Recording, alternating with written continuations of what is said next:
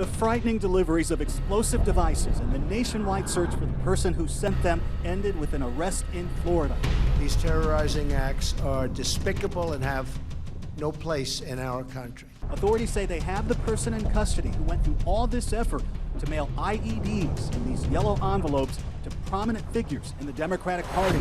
Suspect at the AutoZone. Investigators say it was a fingerprint that led them to 56-year-old Cesar Sayoc. He was arrested at 10:30 this morning in a parking lot of an AutoZone in Plantation, Florida, just outside Fort Lauderdale.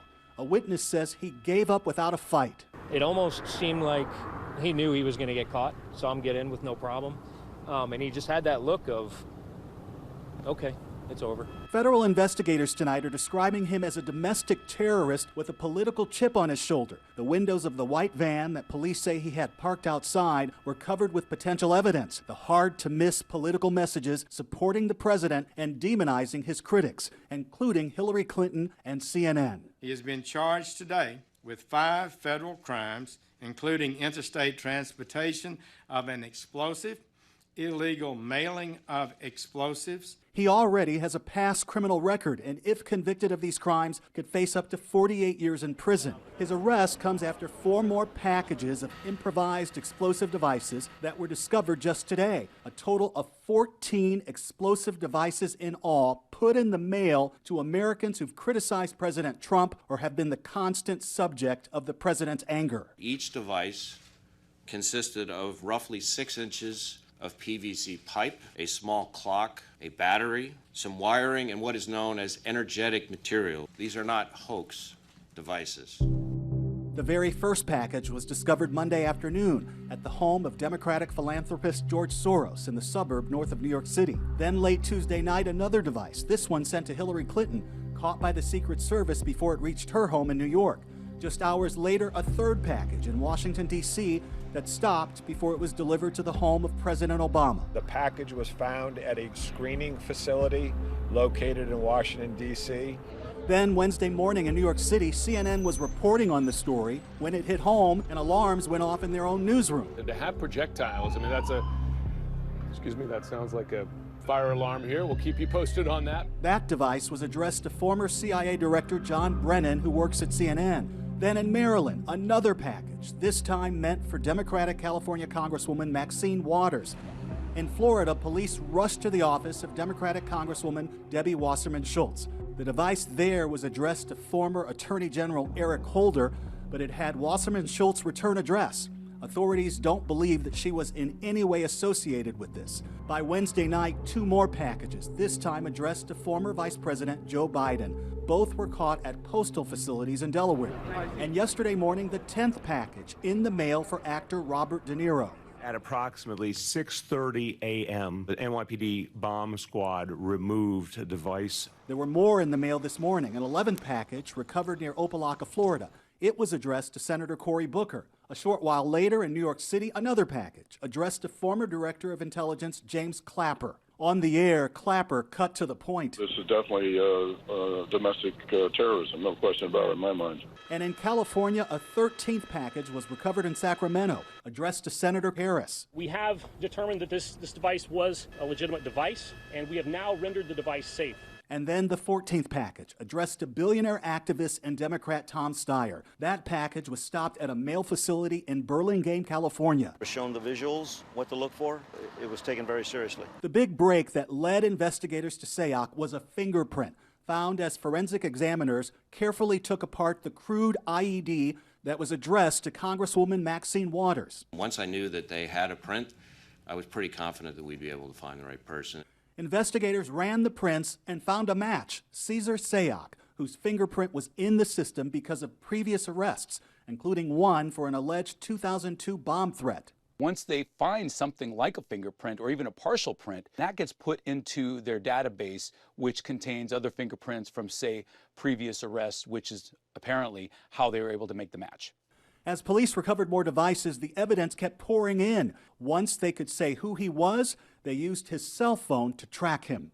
This is phenomenal work with the greatest pressure under an incredibly tight time frame.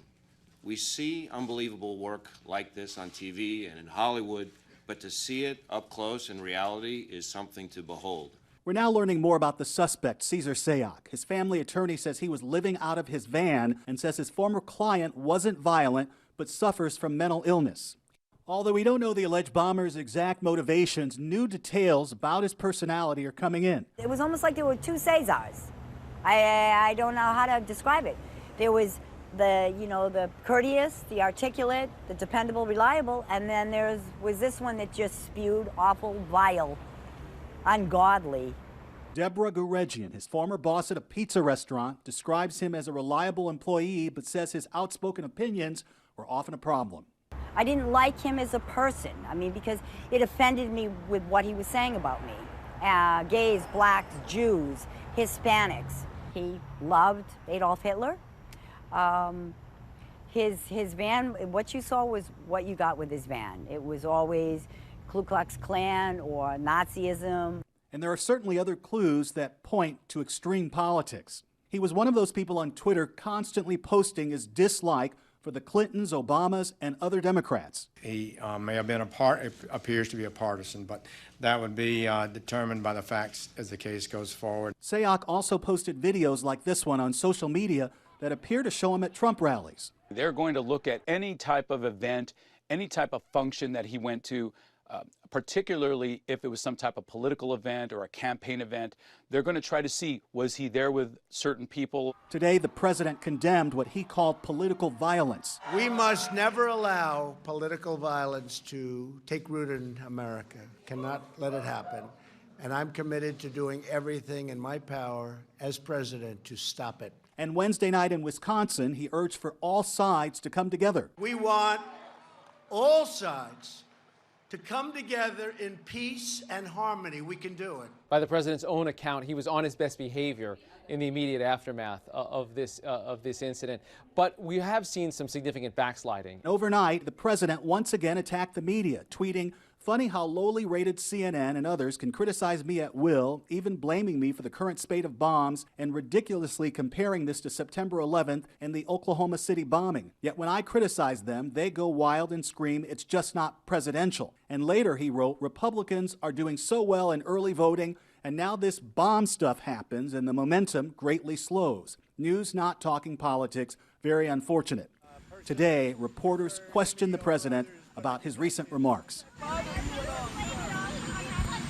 No, not at all. No, not at all. No, that there's no blame. There's no anything. If you look at what happened to Steve Scalise, that was from a supporter of a different party. And when asked if he would tone down his rhetoric, well, I think I've been toned down. You want to know the truth? I could really tone it up because, as you know, the media has been extremely unfair to me and to the Republican Party. At moments of national crisis, we've become used to a president who seeks to unify. President Trump does not have that same instinct. He is, by his nature, someone who plays on the divisions, not the opportunities for unity. Even though police say there's a suspect behind bars, authorities say this may not be over yet. Today's arrest means that New Yorkers and indeed people across our nation are safe. But as Director Wray said, there might be more packages out there, so everyone still needs to take caution. When checking the mail, it's now safety first. For Nightline, I'm Steve Ozinsami in Plantation, Florida. Hi everyone, George Stephanopoulos here. Thanks for checking out the ABC News YouTube channel. If you'd like to get more videos, show highlights, and watch live event coverage, click on the right over here to subscribe to our channel, and don't forget to download the ABC News app for breaking news alerts. Thanks for watching.